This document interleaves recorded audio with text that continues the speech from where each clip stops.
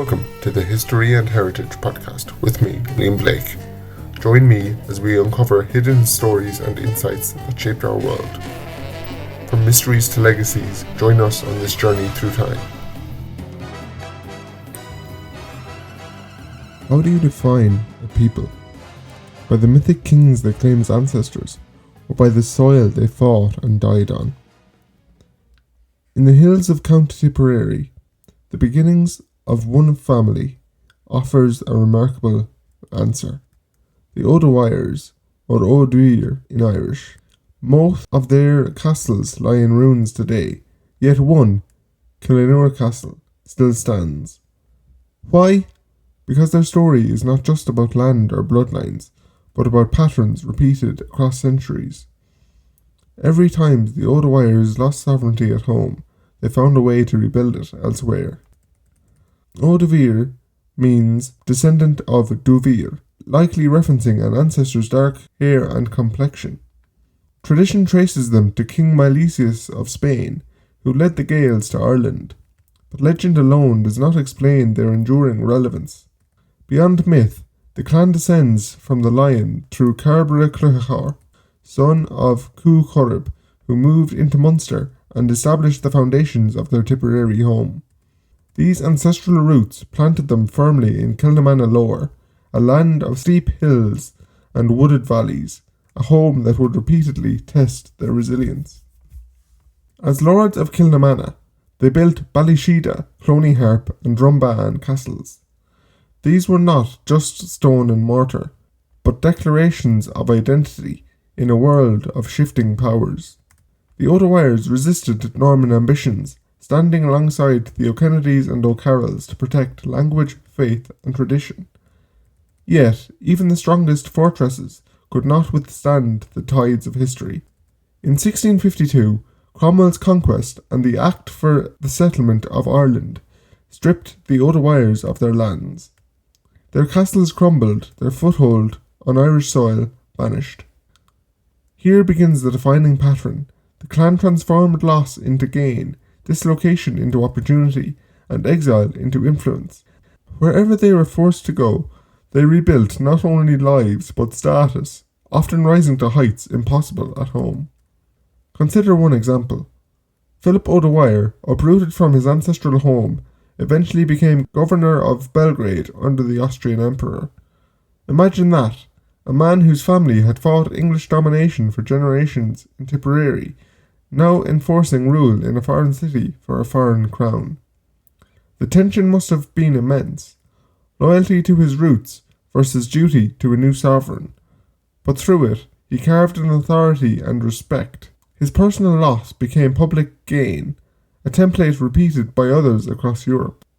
Another angle and another person takes us to Australia. Mick O'Dwyer, notice they dropped the O, a former Irish rebel exiled across the globe, rose to become High Constable. He had once resisted English rule. Now he upheld that rule on a distant continent. The irony is striking, but yet, in navigating these complex loyalties, the O'Dwyers did not lose themselves. They adapted, surviving the political whiplash of exile while preserving the essence of their identity. Back in Ireland, their story began with courage at Clontarf in 1014, resisting during the 9 Years' War and the audacious capture of the Rock of Cashel in 1641 by Philip and Anthony O'Dwyer. These acts reveal the first part of the mechanism, engagement. They met power directly, on their own soil, defending land, faith and people. When engagement failed and the land was lost, they executed the second part of their mechanism, adaptation. They left Ireland, carrying identity and skill, and rebuilt authority elsewhere. The 19th century shows this pattern in a modern context. Famine forced many O'Dwyers abroad, but displacement did not equal defeat. Michael O'Dwyer rose from immigrant labourer to mayor of New York City and US ambassador to Mexico. His brother Paul became a champion of justice in American courts. Ellen Nellie O'Dwyer survived the Titanic, an emblem of the family's resilience not just in politics or war, but in survival itself. Here again, adversity is converted into a form of gain, experience, position, and legacy. Even in the modern era, the O'Dwyer story moves across fields, courts, and hospital wards. Mick O'Dwyer, born in 1936 in Waterville, Kerry, learned early that success often depended on reading people as much as the game. He played for Kerry, winning All-Ireland medals, but it was as a manager that his method became evident. In quiet dressing rooms, he would shift the atmosphere without fanfare, a precise instruction here, an adjustment to training there, until a hesitant team began to believe in themselves. Under him, over decades, Kerry won 8 All-Ireland titles, and counties long considered underdogs, like Laigin and Kildare, began to compete at a new level. The change was never dramatic. It was calculated, persistent, and effective. A slow construction of belief that transformed outcomes. Across oceans, Orla O'Dwyer faced a different kind of adaptation. Born in Sydney in 1998 and raised in the O'Dwyer homeland of the hills of Tipperary, she learned her sport in local leagues, first with boys' teams and later ladies' football captain. Years later, she returned to Australia through the Crosscoders programme, stepping into the AFLW with unfamiliar rules and faster pace. However, she quickly learned to read the field and anticipate opponents she had never faced. Within months, she became the first Irish woman selected for the All-Australian team.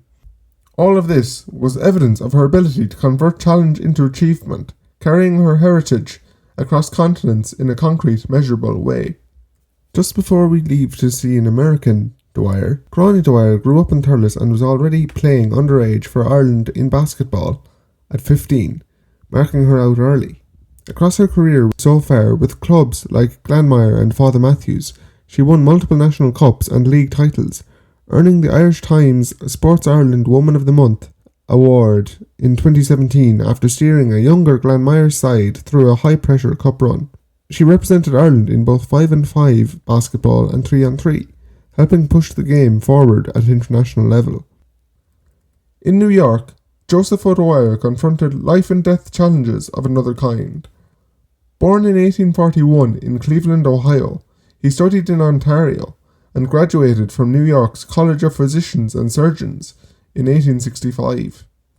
At Charity Hospital on Blackwell's Island, children were dying from diphtheria, and tracheotomy was risky. Joseph devised a method of laryngeal intubation, allowing air to reach the lungs safely. With collaborators George Fell and Abraham Jacobi, he refined and published his technique in 1888, and it was quickly adopted worldwide. In crowded, tense wards, he acted calmly and precisely, turning near-certain death into survival for countless children. His impact was quiet but profound, a clear demonstration of the same pattern his ancestors had shown when castles fell and lands were lost. Some descendants have dropped the O prefix, and international clan rallies reconnect people with Tipperary, celebrating a heritage once threatened by conquest. This is not nostalgia. It is an active process of reconstructing identity, reaffirming values, and converting historical loss into communal gain. The O'Dwyer story is not simply about courage, faith, or hope. It is about a repeatable, observable mechanism, a formula for resilience built on the ability to convert displacement into achievement, exile into influence, and loss into reconstruction. This process, the continual adaptation to adversity while preserving identity, is what allows the O'Dwyers to endure across centuries. It is the pattern that makes their history instructive for any listener today. Resilience is not abstract. It is actionable, repeatable, and rooted in response to challenge. So, back to Kilnamanagh Castle, and why does it still stand while so many others lie in ruins? Because the O'Dwyers understood that survival is a process, not a state. The walls are a symbol, but the true monument is method. Meet adversity, adapt to displacement, and convert loss into gain. It is this process that has allowed the family to leave a legacy spanning continents, from Europe to America to Australia, and from battlefields to courts, from sports to medicine. This is the story of the O'Dwyers. not merely a tale of people, but of a process, a living formula for enduring strength. Every castle lost, every exile endured, every challenge confronted has been a rehearsal for the next triumph. And that is a lesson with universal resonance. Resilience is not about standing unshaken, it is about mastering the method of recovery, reinvention, and rise. I'm Liam Blake. Thank you for joining me on the History and Heritage podcast. Until next time, may the O'Dwyer's enduring mechanism of turning loss into gain inspire your own journey through life's challenges.